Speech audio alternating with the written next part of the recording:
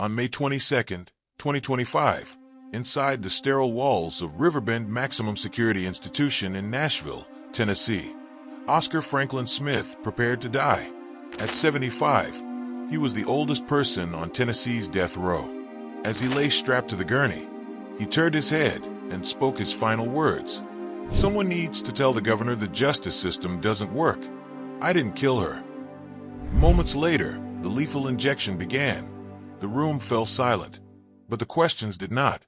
October 1st, 1989, was a quiet Sunday in Nashville's Woodbine neighborhood, until 11:20 p.m., when a chilling 911 call shattered the calm. "Help me!" a young voice cried.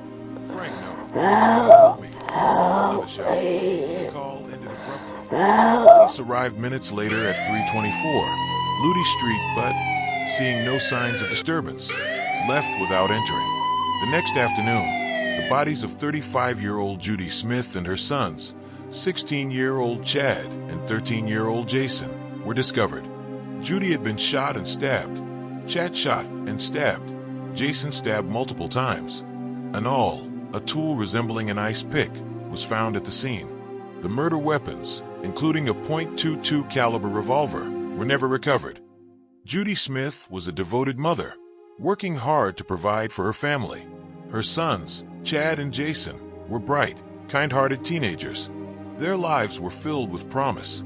The brutal murders left a void in the community. Family members mourned deeply. One relative stated, "We will carry the sadness of losing our sister and nephews forever." The tragedy underscored the devastating impact of domestic violence. Oscar Franklin Smith, Judy's estranged husband, became the prime suspect. Investigators found a bloody palm print on a bedsheet beside Judy's body, missing the same 2 fingers as Smith's hand. Co-workers testified that Smith had threatened to kill Judy and her sons multiple times. He had also taken out life insurance policies on all 3 victims. Smith was arrested a month after the murders. He pleaded not guilty. Born in Ohio in 1950, Smith moved to Tennessee and worked as a machinist. He met Judy at a Waffle House, and they married in 1985. The couple had twin boys, but separated in June 1989. Judy filed for divorce and sought custody of the twins, citing domestic violence. Smith's co-workers reported that he felt Judy favored her sons over their twins, fueling his anger. The separation was contentious, marked by legal battles and restraining orders. In 1990, Smith stood trial for the murders. The prosecution presented the palm print, witnessed testimonies about his threats, and the life insurance policies as evidence. The defense argued that the fingerprint analysis was flawed and that Smith's handprint could have been left earlier. They also highlighted the lack of direct physical evidence linking him to the crime scene. Despite the defense's efforts, the jury found Smith guilty on all counts. He was sentenced to death on July 26, 1990. Smith spent over 3 decades on death row at Riverbend Maximum Security Institution. He maintained his innocence, filing multiple appeals. In 2022, a new DNA analysis found the DNA of an unknown person on one of the murder weapons. However, a judge declined to reopen the case, citing the strength of the original evidence. Smith described his time on death row as more than hell. He claimed that prison conditions had worsened and accused officials of policy violations. He also expressed concern for his spiritual advisor, stating, "She doesn't need any bad experiences." On May 22, 2025, Smith declined to choose between lethal injection and the electric chair, citing his religious beliefs.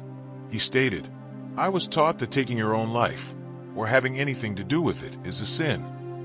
For his last meal, Smith requested a double bacon cheeseburger, deep dish apple pie, and vanilla bean ice cream. He asked his family not to attend the execution, believing they shouldn't witness such an event. As Smith lay on the gurney, his minister placed a hand on his shoulder, praying softly. The room was silent, save for the hum of medical equipment. Smith turned his head and said, "I didn't kill her. Someone needs to tell the governor the justice system doesn't work." The lethal injection was administered.